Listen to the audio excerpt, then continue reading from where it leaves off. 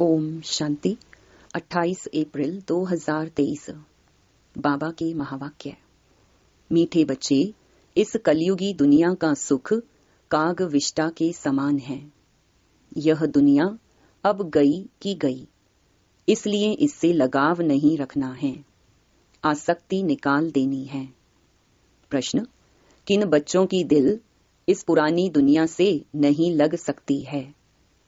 उत्तर: जो आज्ञाकारी, वफादार, निश्चय बुद्धि बच्चे हैं, उनकी दिल इस पुरानी दुनिया से लग नहीं सकती, क्योंकि उनकी बुद्धि में रहता यह तो विनाश हुई की हुई। यह तिलिस्म माना जादू का खेल है, माया का भबका है। इसका अब विनाश होना ही है। डैम फटेंगे, अर्थक्वेक होगी, सागर धरनी को हप करेगा। यह सब होना है, nothing new. Sweet home, sweet राजधानी याद है तो इस दुनिया से दिल नहीं लग सकती। गीत जिसका साथी है भगवान। ओम शांति। यह निश्चय के ऊपर गीत है। जब बाप का बनते हैं व बाप आते हैं तो वह आकर हमारा साथी बनते हैं। बच्चे जानते हैं बाप जब आते हैं तब ही विनाश के तूफान होते हैं। बाप आते हैं पुरानी दुनिया को खलास कर नई दुनिया स्थापन करने। अर्थक्वेक होगी, समुद्र नीचे से धरती को खा जाएगा, बरसात ऊपर से धरती को खा जाएगी। यह सब होना ही है। गीत तो उन्होंने ऐसे ही बैठ बनाए हैं। तुम ब्राह्मण कुलभूषण बच्चे जानते हो बरोबर पुरानी दुनिया का विनाश होना है। बाप आए ही हैं नई दुनिया की स्थापना करने। ब्राह्मणों को सारे विश्व का मालिक बनाते हैं। पुरानी दुनिया का विनाश कराए फिर सारे विश्व की राजाई बच्चों को वर्षे में देते हैं। तुम जानते हो बाप से नए विश्व के मालिक बने का वर्षा मिलता है। यह पुरानी विश्व तो कोई काम की ही नहीं है। मनुष्य समझते हैं अब तो स्वर्ग बनता जा रहा है, परंतु यह सब है माया का भबका। सब चीज मुलम्मे की है, सारा राज्य मुलम्मे का है। रुण्य के पानी मृग तृष्णा समान है, इसमें मनुष्य खुश होते हैं। आगे जब मुसलमानों का राज्य था तो यह एरोप्लेन, मोटरें आदि थोड़े ही थीं। यह सब माया का भबका है। कितने प्लान्स बनाते हैं, बच्चे जानते हैं यह सब विनाश होने हैं। अर्थक्वेक होगी, यह डैम्स आदि सब पानी ही पानी कर देंगे। मनुष्य समझते हैं इससे सुख मिलेगा, परंतु इन सब से दुख ही मिलेगा।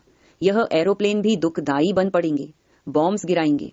तो बच्चे यह सब बातें भूल जाते हैं, इसलिए पुरानी दुनिया में दिल लग जाती है। जो बाप के आज्ञाकारी, वफादार, पूरे मददगार बच्चे बनते हैं, पक्के निश्चय बुद्धि हैं, वह तो जानते हैं कि कुछ भी हो यह कोई नई बात नहीं है। यह तो अनेक बार पुरानी दुनिया का विनाश हुआ है, सो अब होना है जरूर। वह समझते हैं बहुत नई नई चीजें बन रही हैं, स्वर्ग बन रहा है, और तुम बच्चे सिर्फ जानते हो कि यह तो तिलिस्म जादू का खेल है। जैसे कोई पुराने सोने को रंग रूप लगाकर चमकदार बना देते हैं, वैसे इस पुरानी दुनिया को भी रंग रूप देकर चमकदार बनाने के सब तरफ प्लान्स बनाते रहते हैं। उनको यह पता ही नहीं है कि विनाश होना है। यह तो तुम ब्राह्मण ही जानते हो कि यह पुरानी दुनिया विनाश होनी है। मनुष्य तो कह देते हैं कि यह पुरानी दुनिया विनाश होगी, फिर नई दुनिया भगवान आकर स्थापन करेंगे। पहले ब्रह्मा को रचेंगे, फिर उनसे मनुष्य सृष्टि पैदा होगी। सो तो पता नहीं कब होगा। यह सिर्फ तुम बच्चों को बाप बैठ समझाते हैं। भगवान की है श्रीमत। अब श्रीमत जब कहा जाता है तो जरूर समझना चाहिए यह तो ऊंच भगवान की ही मत है। श्रीमत ब्रह्मा की व विष्णु की नहीं कहते हैं। भगवान आकर ब्रह्मा तन से श्रीमत कैसे देते हैं यह मनुष्य नहीं जानते हैं। वह समझते नहीं ब्रह्मा फिर नीचे कैसे आता है। वह तो है सूक्ष्म वतन वासी। तो इन सब बातों को न जानने के कारण श्री कृष्ण का नाम दे दिया है। ऐसे भी नहीं हो सकता कि श्री कृष्ण का कोई साधारण रूप है जिसमें परमात्मा प्रवेश करते हैं। यह बातें कोई नहीं जानते। बाप कहते हैं हमारे भी बहुत गुरु किए हुए थे, परंतु कुछ पता नहीं था। भूले हुए थे कि श्रीमत किसकी है। श्रेष्ठ ते श्रेष्ठ तो है निराकार, उनकी ही श्रीमत है। शिवाय नमः कहते हैं ना, उनकी महिमा अपरम अपार है। इन बातों को तुम बच्चे ही जानते हो। ये सब बातें किसको बुद्धि में बिठाने में कितनी मेहनत लगती है। अब भक्तों को भगवान की मत चाहिए। यह तो ड्रामा में नूंद है। गीता के भगवान ने आकर भक्तों को मत दी है, तो भक्तों का उद्धार कैसे हो।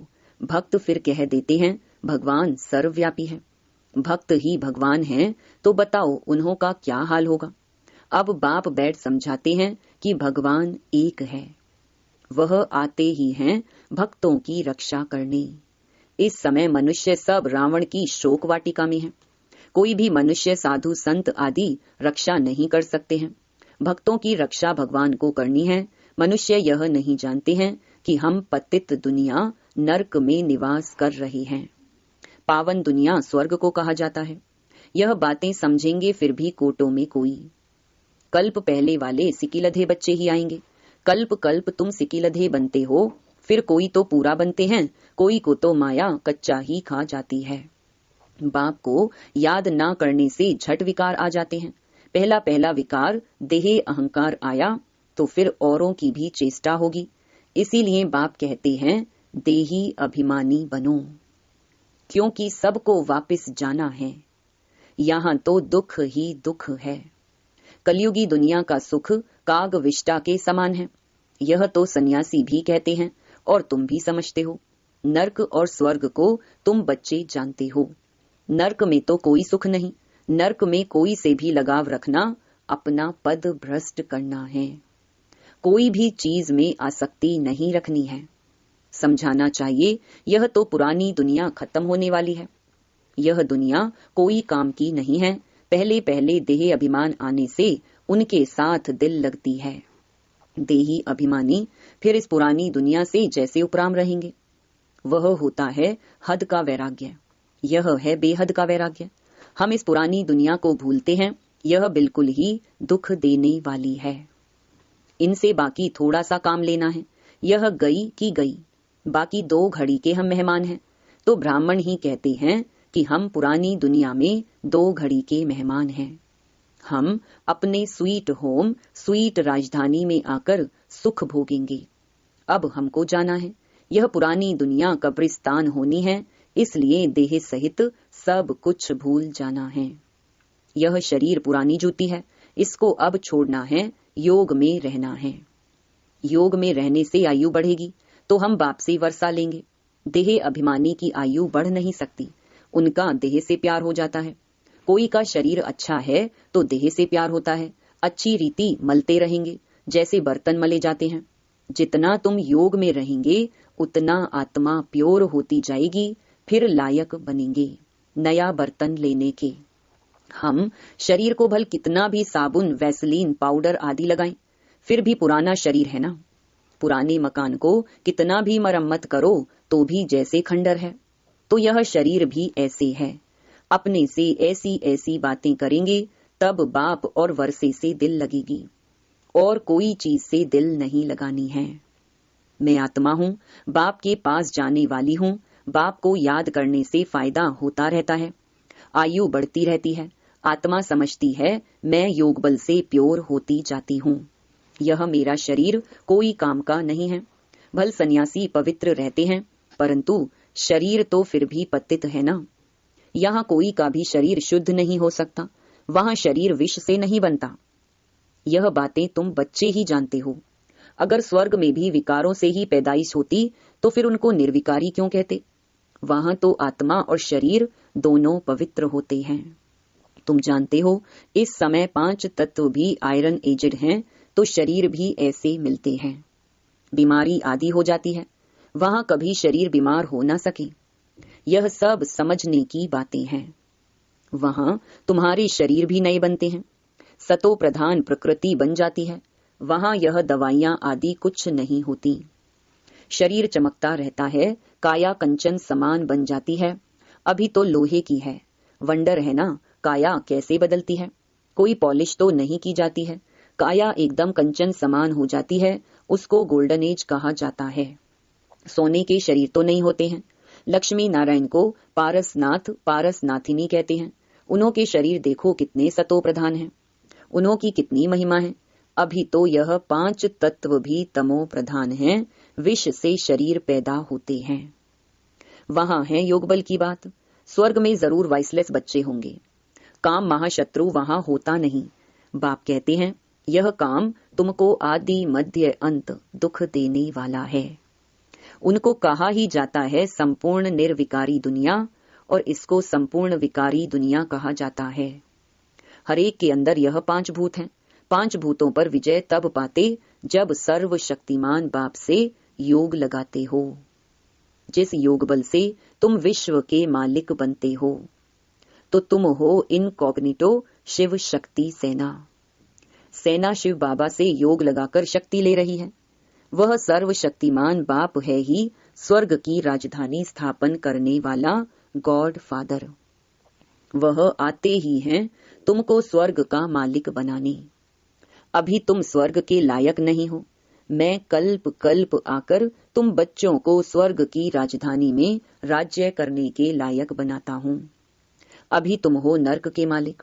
मनुष्य कहते भी हैं फलाना मरा, स्वर्गवासी हुआ, बिल्कुल समझते नहीं हैं कि हम नर्क में हैं। स्वर्ग का वास्तव में कोई को पता ही नहीं है। कहते हैं जिनके पास धन दौलत बहुत है उनके लिए यहाँ ही स्वर्ग है। अरे इतनी बीमारियां आदि लगी पड़ी हैं, इसको स्वर्ग कैसे कहेंगे? स्वर्ग तो सतयुग को कहा जाता है, कलयुग में थोड़े ही स्वर्ग है। बाप ने समझाया है यह है विकारी दुनिया। हरेक नारी द्रौपदी पार्वती है। हरेक नारी को अमरनाथ अमर कथा सुनाते हैं। हरेक द्रौपदी नंगन होने से बच जाएगी। यह बातें बेहद का बाप बैठ समझाते हैं। वह है ही वाइसलेस वर्ल्ड, संपूर्ण निर्विकारी दुनिया। विकार बिल्कुल नहीं। आत्मा आकर प्रवेश करती है तो उस समय गर्भ में बिल्कुल प्योर रहती है। आत्मा भी प्योर आती है, इसलिए उनको गर्भ में भी कोई सजा नहीं भोगनी पड़ती है। यहाँ तो सभी को सजा मिलती है। अच्छा, मीठे मीठे सिकिलधे बच्चों प्रति माता पिता बाप दादा का याद प्यार और गुड मॉर्निंग। रूहानी बाप की रूहानी बच्चों को नमस्ते। धारणा के लिए मुख्य सार। पहला, इस दुनिया में स्वयं को मेहमान समझना है। देही अभिमानी बन पुरानी दुनिया और पुरानी देह से उपराम रहना है। दूसरा, योग से आत्मा और शरीर दोनों को पावन बनाना है। पुराने शरीर तरफ आकर्षित नहीं होना है, इससे लगाव नहीं रखना है। वरदान, शांति के अवतार बन विश्व में शांति की किरणें फैलाने वाले शांति देवा भव। जैसे छोटा सा फायर फ्लाई जुगनू दूर से ही अपनी रोशनी का अनुभव कराता है, ऐसे विश्व की आत्माओं व संबंध संपर्क में आने वाली आत्माओं को महसूस हो कि शांति की किरणें इन विशेष आत्माओं द्वारा मिल रही हैं। बुद्धि द्वारा अनुभव करें कि शांति का अवतार शांति देने आ गए हैं। चारों ओर की अशांत आत्माएं शांति की किरणों के आधार पर शांति कुंड की तरफ खींची हुई आईं। इस शांति की शक्ति का अभी प्रयोग करो। स्लोगन, जिनका स्वयं पर व्यक्तिगत अटेंशन है वे अंतर्मुखी बनकर फिर बाह्य मुक्ता में आते हैं। ओम शांति।